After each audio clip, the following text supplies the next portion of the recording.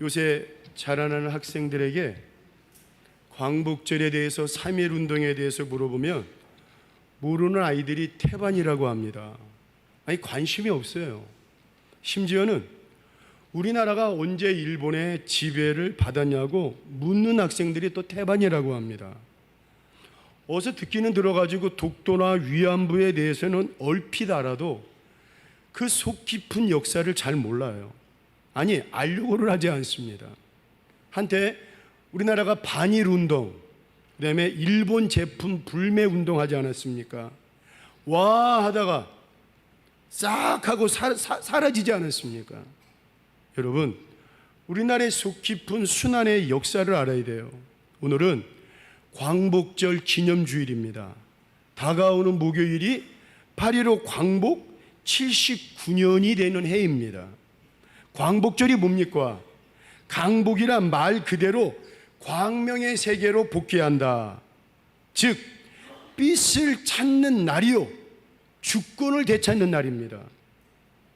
일제 36년 식민지 지배로부터 해방된 날이라는 것입니다. 일본은 1910년 한일 합방을 계기로 말로는 내선일체, 일본과 조선은 하나다.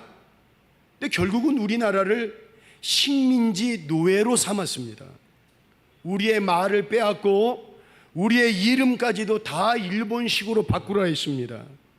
우리나라에서 생산되는 좋은 쌀과 생선, 과일 모든 것들을 공출이라는 명목으로 다 빼앗아 갔습니다.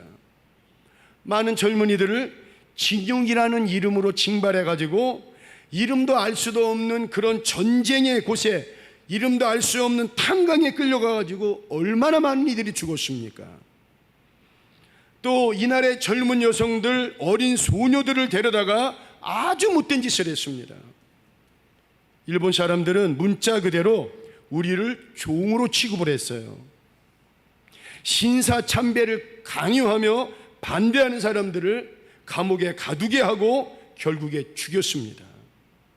우리 민족은 이렇게 주권과 자유를 짓밟힌 채 고통과 치욕의 어둠 속에서 살았습니다. 그런데 그 과거의 반성을 모른 채 지금 여러분 일본은 어떻습니까? 도대체 회개를 모르고 반성을 모르고 잘못을 몰라요. 아니, 정확히 말하면 그 잘못을 모르고 망언을 하는 특별히 정치 집단들입니다. 오늘은 8.15 광복 79주년을 맞이해 오늘 우리가 기억할 게 무엇일까? 오늘 출애굽기 말씀을 가지고 한번 살펴보도록 하겠습니다. 자, 첫 번째 한번 보겠습니다. 여러분, 첫 번째 넘겨주시겠어요? 광복절에는 하나님의 은혜를 기억해야 돼요. 우리 출애굽기 3장 10절 한번 읽어보겠습니다. 시작. 이제 내가 너를 이스라엘 자손을 애굽에서 인도하여 내게 하리라. 무슨 말씀입니까? 이스라엘 백성들이 그 당시 세계 초강대국 애굽에서 430년 동안 종살이를 합니다. 그런데 그 종살이의 고통이 너무나 심해요. 그 예로 이집트의 세계적인 관광지가 있습니다. 그 피라미드, 스핑크스, 그 다음에 그 왕궁이 얼마나 많습니까? 그거 사실 이스라엘 백성들 그 당시에는 히브리인들이라 했습니다. 히브리인들을 동원해 가지고 그 힘든 노역으로 피라미드를 건설하고 그 다음에 스핑크스를 건설하고 그 수많은 그 관광지 왕궁을 건설한 거예요. 그 힘든 노역으로 히브리인들이 죽어나가면서 너무나 큰 고통을 겪고 있습니다. 그래서 하나님께서 이스라엘 백성들을 해방시키겠다는 뜻을 모세를 통해 선포하십니다. 그런데 교만하고 완악한 애굽의 바로 왕이 거절을 하자 하나님은 모세를 통해 애굽 땅에 생각지도 않는 10가지 재앙을 내리십니다. 그리고 그 마지막 10번째 재앙이 불순종한 애굽 사람들의 모든 장자가 다 죽어나가는 거예요. 심지어는 짐승의 그 첫 새끼까지 다 죽어나갑니다. 그런데 바로 그때 바로 왕이 그때 가서야 항복을 하고 이스라엘 백성들을 놓아줍니다. 여러분, 우리는 알잖아요. 이 모든 일 하나님께서 하신 것입니다. 이 모든 일 하나님의 은혜입니다. 모세는 그냥 하나님의 도구로 사용되어진 것입니다. 하나님께서 역사하신 것입니다. 하나님께서 역사하지 않으셨다면 이스라엘 백성들은 애고로부터의 해방은 꿈에도 상상할 수 없을 것입니다. 그런데 우리 민족이 일제강점에서 해방된 것도 마찬가지입니다. 전적으로 하나님의 은혜입니다. 당시 독립군이 나름대로 저항운동을 펼치고 중국 땅에 우리가 임시정부가 있었잖아요. 솔직히 말해 일본과는 모든 면에서 맞설 수가 없습니다. 중국도 그 당시 국민당에 장개석이 있었고 공산당에 모택동이 있었지만 일본을 대항할 힘이 없습니다. 당시 그나마 아시아에서 가장 잘 사는 나라가 필리핀이었습니다. 그런데 그 아시아 그 어느 나라도 일본과 맞설 수가 없었습니다. 다시 말해 일본의 침략을 받은 나라치고 스스로 일본과 싸워가지고 독립을 이룬 나라가 없습니다. 그런데 바로 그때 일본이 너무나 교만한 거예요. 교만이 하늘 높은 줄 몰라요. 목이 얼마나 뻣뻣한 줄 몰라요. 자기가 최고인 줄 알아요. 그 교만이 하늘 높은 줄 모르고 미국에 진주만 기습을 하지 않습니까? 사실 그 전까지 미국은 일본에 대해서 별 관심이 없었어요. 아시아에서 뭐가 일어나는구나 그 정도 생각을 했습니다. 그런데 그 진주만 기습 사건을 통해 가지고 미국을 위시한 연합국이 그때부터 나서기 시작합니다. 그리고 연합국은 1945년 7월 포츠담 선언을 통해 가지고 일본의 무조건적인 항복을 요구를 합니다. 그런데 여러분 교만한 일본이 콧방귀도 안 끼는 거예요. 자신 있다는 거예요. 니들 한번 나랑 싸워보자. 니들 한번 나한테 덤벼봐. 계속 그러는 거예요. 그래서 미국이 고심 끝에 1945년 8월 6일 날 히로시마에 그리고 9일 날 나가사키에 핵폭탄을 투하를 합니다. 한번 사진 한번 보겠습니다. 예. 당시 이 원자폭탄은 개발된 지 얼마 안 된 신무기였습니다. 아직 한 번도 전쟁에 사용한 적이 없는 아주 폭탄이었습니다. 그 위력도 검증이 되질 않았어요. 그런데 원자폭탄이 떨어진 히로시마와 나가사키에 그 피해란 상상을 초월을 합니다. 한번 사진 보겠습니다. 히로시마와 그 다음 한번 보겠습니다. 나가사키에 떨어진 그 원자폭탄으로 인해 가지고 남아있는 게 없습니다. 다 양 사라졌습니다. 여러분, 그 원자폭탄이 그 떨어진 그 위력은 너무너무 상상을 초월했습니다. 그래서 일본 천황이 아무런 조건 없이 항복합니다. 여러분, 우리 민족의 광복은 정말 기대하지 않은 사건을 통해서 일어납니다. 물론 우리 독립군과 임시정부의 노력을 간과하는 것은 아닙니다. 그러나 아무도 상상하지 못하던 때에 갑작스럽게 일어납니다. 하늘 높은 줄 모르고 교만한 일본이 그 미국의 원자폭탄 한 방으로 항복을 하고 우리나라는 생각지도 않는 광복을 맞이를 합니다. 그러나 여러분, 우리는 알지 않습니까? 우리가 믿음의 눈으로 보니까 이것은 전적으로 하나님께서 개입하신 것입니다. 하나님이 하신 것입니다. 우리 민족을 해방시키기 위해 무엇보다도 하나님을 향한 우리 민족의 고통과 눈물, 쓰라림, 한서린 기도를 들으시고 하나님께서 아주 특별한 방법으로 개입하시고 하나님께서 역사하신 것입니다. 마치 저 바로의 저항을 물리치시기 위해 모세를 통해 10가지 재앙을 내리신 것처럼, 이스라엘 백성들을 해방시키기 위해 10가지 재앙을 내리던 것처럼 하나님께서 그 일본의 교만함을 물리치기 위해 우리 하나님께서는 하나님의 방법으로 하나님이 개입하셔가지고 하나님의 역사가 나타난 것입니다. 하나님의 은혜입니다. 두 번째로 한번 보겠습니다. 광복절에 믿음의 선배들의 순교와 희생을 기억을 해야 돼요. 우리 12절 13절 한번 읽어보겠습니다. 시작. 이제 가라, 할 말을 가르치리라. 모세가 이르되 오 주여, 보낼 만한 자를 보내소서. 모세도 처음에는 자기가 자격 없음과 무능함을 알고 하나님 나 못합니다, 하나님 나 할 수가 없습니다, 거절을 해요. 자, 그러자 하나님께서 뭐라고 말씀하십니까? 야 임마 모세야, 네 혼자 하냐? 네 옆에 말 잘하는 형 아론이 있지 않냐? 그리고 네가 힘들 때마다 오른팔처럼 왼팔처럼 기도해주는 아론과 훌이 있지 않냐? 네가 기도할 때 백성들 앞에 함께 전장에 나가가서 가장 용감히 싸우는 여호수아와 수많은 군사들이 있지 않냐? 근데 결국 모세는 이 모든 사람들과 믿음의 드림팀을 이뤄가지고 결국에 애굽의 종살이를 탈출합니다. 여러분, 우리 민족의 79년 전 광복절도 우리 믿는 이들의 순교와 헌신, 수고가 있었지만, 특별히 세상 사람들이 있었지만, 특별히 우리 민족 독립투쟁에 가장 헌신적이고 큰 공을 했던 사람들이 바로 우리 개신교 기독교인들입니다. 전 감신대 교수, 우리나라 그 기독교 역사의 대가이신, 한국 기독교 대가이신 이덕주 교수님의 이야기에 하면 독립운동의 두 종교를 뽑으라면은 바로 개신교와 천도교였습니다. 천주교는 아예 하지도 않았습니다. 불교는 조금 했습니다. 그런데 그 당시 개신교는 천도교 교세의 상대도 안 되는 교세였지만 천도교보다 더 놀라운 독립운동을 하였던 종교가 바로 우리 개신교입니다. 그 당시 역사를 조금 더 자세히 들여다보면 독립투쟁에 참여했던 사람들의 상당수가 바로 개신교인이었고 그 핵심 인물들이 대부분 개신교인들이었습니다. 독립운동의 시발점이라 할 수 있는 독립협회, 한번 사진 한번 보겠습니다. 여러분, 이걸 주도한 사람들이 다 개신교인들입니다. 서재필, 윤치호, 이상재, 이런 분들은 모두 종로에 있는 연동 장로교에 출석하신 분들입니다. 그 다음 한번 보겠습니다.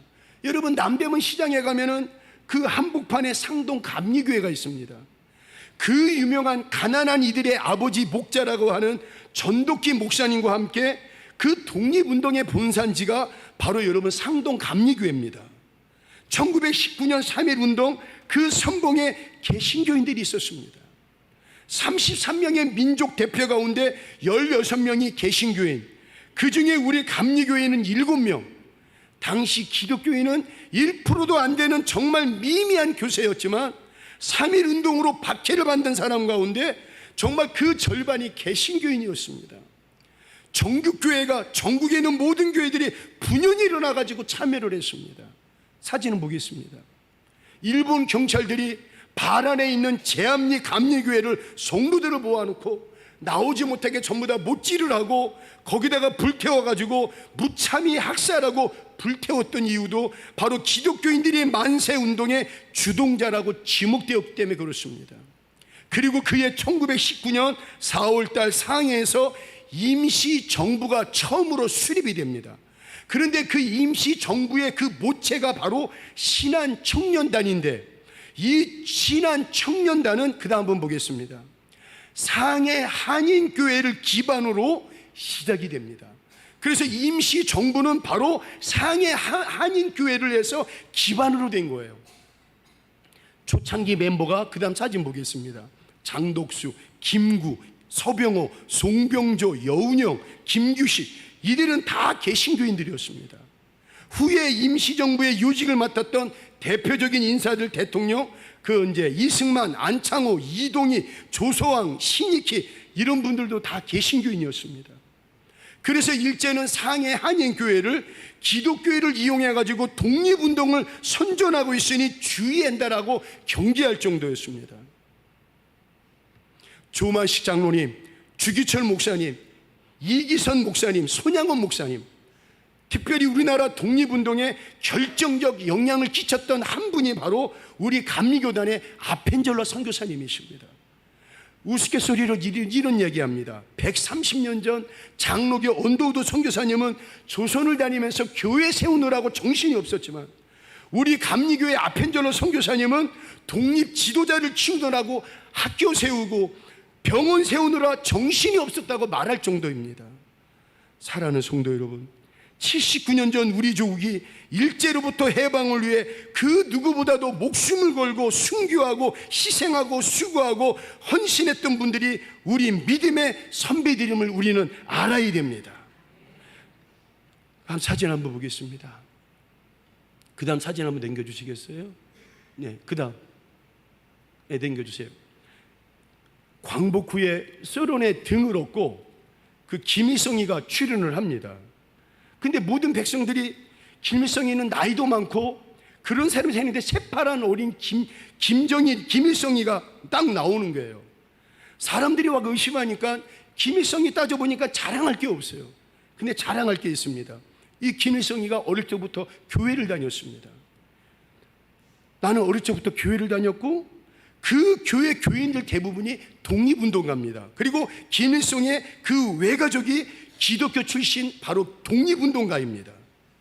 기독교의 능력을 알았던 것입니다. 그래서 6.25 전쟁 이후에는 기독교의 능력이 너무나 크다는 사실을 알기에 거꾸로 기독교 말살 정책을 핍니다. 평양 장대영 교회입니다. 그런데 그 다음 김일성이 정권을 다시 잡은 다음에 평양 장대영 교회를 허물어 퍼뜨리고 거기다가 뭐를 세웁니까? 그 다음 분 보겠습니다.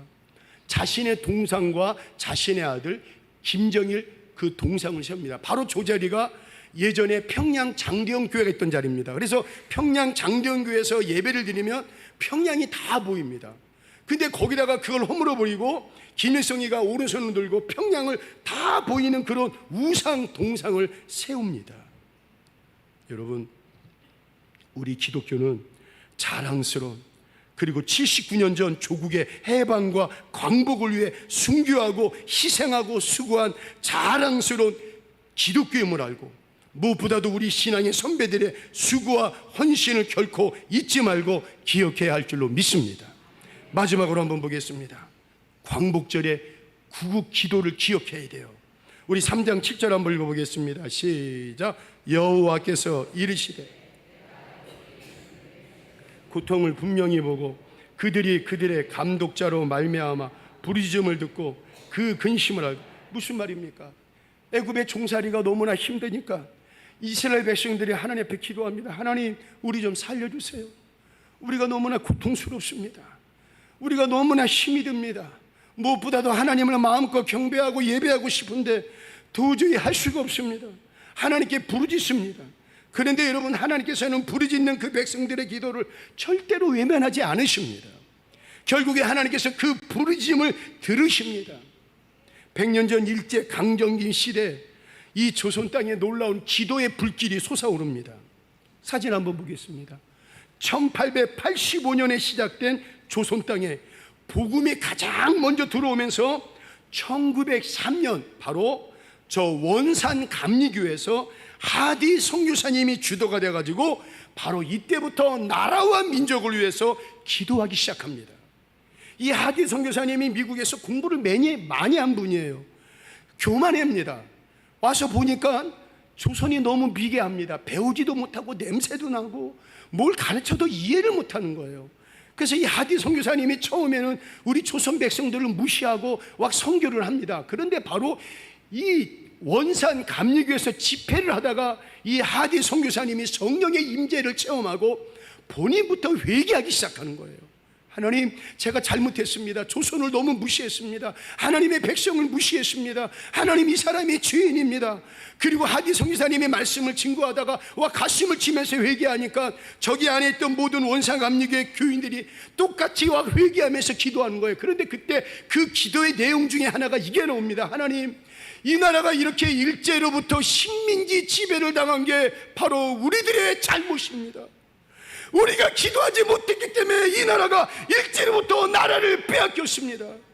여러분, 그때부터 나라와 민족을 위해서 기도하기 시작합니다. 그리고 뒤이어 1907년 평양 장대영 교회에서 길선주 장로님을 중심으로 기도의 불이 일어나기 시작합니다. 그리고 이 물결이 전국적으로 확산되기 시작하면서 그때 처음으로 새벽 기도가 시작이 되고 철야 기도회가 시작이 됩니다. 그때부터 애굽에 종살이하던 이스라엘 백성들이 하나님께 부르짖던 것처럼 100년 전 우리 믿음의 선배들이 원산감리교에서 장대영교에서 기도합니다. 조국의 해방을 위해서 기도하고 광복을 위해서 하나님께 부르짖기 시작합니다. 그래서 그때부터 교회들마다 가장 먼저 기도 제목이 뭔지 아십니까? 나라와 민족을 위해, 조국의 해방과 광복을 위해 그때부터 기도하기 시작합니다. 그리고 하나님께서 마침내 우리 민족의 기도를 들으시고 이 민족을 79년 전 8월 15일 날 일제로부터 해방시켜 주신 줄로 믿습니다. 그런데 여러분, 지금 우리나라 대한민국이 너무나 위태롭습니다. 주변을 둘러보니까 우방국이 없습니다. 일본은 말할 것도 없고 중국, 러시아로부터 어려움을 당하고 있고, 뭔가 손 내밀고 싶고 끌어안고 싶은 북한으로부터는 매일 미사일 위협을 당하고 세계 역사상 유례가 없는 오물 쓰레기 풍선으로 우리를 위협하고 있습니다. 어느 누구 하나 우리 민족을 향해 우호적이지 않습니다. 정치적, 경제적, 외교적으로도 지금 너무나 어렵습니다. 그런데 더 안타까운 것은 이러한 때 교회들이 잠자고 있습니다. 주의 종들이 자고 있습니다. 깨어 있어야 할 성도들이 자고 있습니다. 여러분, 나라가 없고서야, 조국이 없고서야 우리에게 무슨 자유가 있고 행복이 있고 미래가 있겠습니까? 애굽의 이스라엘 백성들이 하나님께 부르짖은 것처럼 100년 전 우리 믿음의 선배들이 조국의 해방과 광복을 위해 하나님께 부르짖은 것처럼 잠자는 교회가 이제 다시 한번 기도로 일어나야 할 줄로 믿습니다. 주의 종들이 깨어 있어야 할 줄로 믿습니다. 정치하지 말고 주의 종들이 정말 깨어 있어야 할 줄로 믿습니다. 성도들이 기도로 일어나야 할 줄로 믿습니다. 하나같이 말은 잘합니다. 앞에 세워놓으면 말은 잘합니다. 그러나 정말로 그 마음속에 이 나라를 사랑하고 하나님을 사랑하는지 의심스러운 자들이 너무나 많습니다. 아닙니다. 수많은 말이 아니라 우리는 하나님께 간구하고 부르짖어야 하나님의 은혜를 기억해야 돼요. 수많은 믿는 이들의 그 피 끓는 목숨 바친 그 피와 눈물과 기도를 기억을 해야 돼요. 그리고 여러분, 이겁니다. 이제는 말이 아니라 이제는 하나님께 무릎 꿇고 십자가 바라보면서 하나님 앞에 간구하고 부르짖어야 할 때가 바로 지금입니다.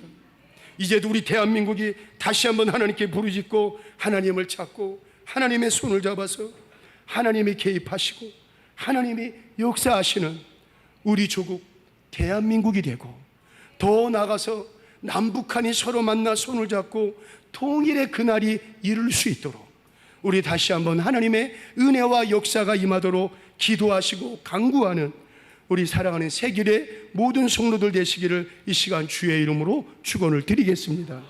우리 찬양하겠습니다.